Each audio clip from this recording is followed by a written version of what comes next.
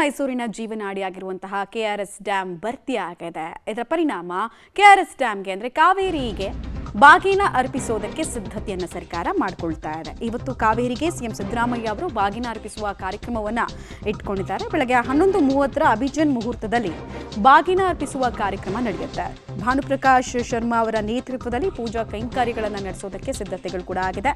4ನೇ ಬಾರಿಗೆ ಬಾಗಿನ ಅರ್ಪಿಸುವ ಅವಕಾಶ ಸಿಎಂ ಸಿದ್ದರಾಮಯ್ಯ ಅವರ ಪಾಲಿಗೆ ಒದಗಿ ಬಂದಿದೆ.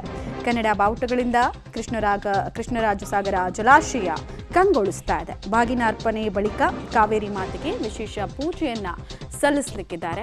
ಒಡಲು ತುಂಬಿದ ಕಾವೇರಿ ಮಾತೆಗೆ ಈ ಮೂಲಕ ನಾಡು ಸುಭಿಕ್ಷೆಗೊಳಿಸಿದ್ದಕ್ಕೆ, ಸಮೃದ್ಧಗೊಳಿಸಿದ್ದಕ್ಕೆ ತಮ್ಮ ಕೃತಜ್ಞತೆಯನ್ನು ಸರ್ಕಾರ ಹೀಗೆ ಸಲ್ಲಿಸ್ತಾ ಇದೆ. ದಿವಂಗತ ದೇವರಾಜು ಅರಸು ಅವರ ಕಾಲದಿಂದ ಈ ಪರಂಪರೆಗೆ ನಾಂದಿ ಹಾಡಲಾಯಿತು. ಆ ಪರಂಪರೆಯನ್ನ ರಾಜ್ಯದ ಚುಕ್ಕಾಣಿ ಹಿಡಿದಂತಹ ಬಹುತೇಕ ಮುಖ್ಯಮಂತ್ರಿಗಳು ಮುಂದುವರಿಸಿಕೊಂಡು ಬಂದರು. 93 ವರ್ಷಗಳ ಇತಿಹಾಸದಲ್ಲೇ ಜೂನ್ ತಿಂಗಳಲ್ಲಿ ಪ್ರಪ್ರಥಮ ದಾಖಲೆಗೆ ಕೆಆರ್ಎಸ್ ಡ್ಯಾಂ ಮುಂದಾಗಿದೆ. ಮುಖ್ಯಮಂತ್ರಿಗಳಿಗೂ ಕೂಡ ಇದು ಒಂದು ದಾಖಲೆನೇ. ಇನ್ಫ್ಯಾಕ್ಟ್ ಅವ್ರು CM ಆಗಿದ್ದಾಗ 2013 ಬಿಟ್ಟರೆ 2015, 16, 17 ಎಲ್ಲ KRS ತುಂಬೇ ಇರಲಿಲ್ಲ. ತುಂಬ ಜನ ಬೇರೆ ಬೇರೆ ರೀತಿ ಮಾತಾಡೋರು. ಬಟ್ ಹೋದ ವರ್ಷ ಕೂಡ ಬಾಗಿನ ಅರ್ಪಿಸುವ ಕೆಲಸ ಆಗಿತ್ತು. ಬಿಕಾಸ್ ಕಾವೇರಿಯ ಒಡಲು ತುಂಬಿತ್ತು. ಈ ವರ್ಷ ಕೂಡ ಅವಕಾಶ ಸಿಗ್ತಾ ಇದೆ. ಪ್ರಕೃತಿ ನಮ್ಮ ತಾಯಿ ಇದ್ದ ಹಾಗೆ, ಅದರ ಋಣ ತೀರಿಸೋದಕ್ಕೆ ಸಾಧ್ಯ ಇಲ್ಲ, ಆದರೆ ಗೌರವವನ್ನು ಸಲ್ಲಿಸಬಹುದು.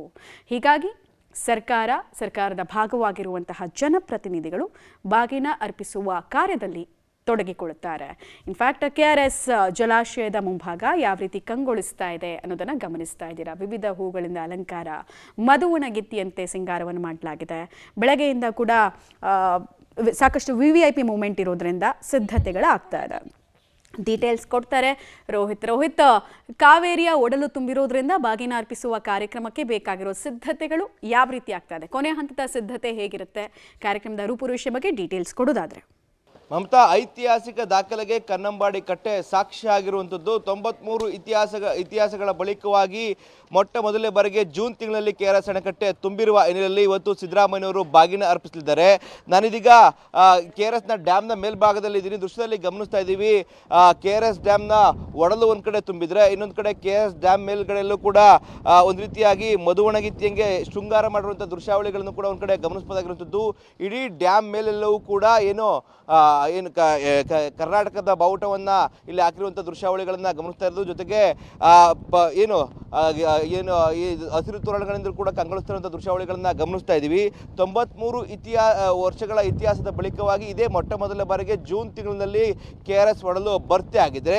ಇದರ ಜೊತೆಗೆ ಏನು ದೇವರಾಜ ಅರಸು ಅವರ ಕಾಲದಿಂದ ಇದುವರೆಗೂ ಕೂಡ ಜೂನ್ ತಿಂಗಳಲ್ಲಿ ಯಾವ ಒಬ್ಬ CM ಕೂಡ ಜೂನ್ ತಿಂಗಳಲ್ಲಿ KRS ಅಣೆಕಟ್ಟೆಗೆ ಬಾಗಿನವನ್ನು ಅರ್ಪಿಸುವಂಥ ಕೆಲಸಗಳು ಕೂಡ ಆಗಿರಲಿಲ್ಲ. ಆದರೆ ಇದೇ ಮೊಟ್ಟ ಮೊದಲ ಬಾರಿಗೆ CM ಸಿದ್ದರಾಮಯ್ಯನವರು ಜೂನ್ ತಿಂಗಳಿನಲ್ಲಿ ಬಾಗಿನ ಅರ್ಪಿಸುವ ಮೂಲಕವಾಗಿ ಹೊಸ ದಾಖಲೆಯನ್ನ ಬರೆಯಿಟ್ಟಲು ಕೂಡ ಸಜ್ಜಾಗಿರುವಂಥದ್ದು.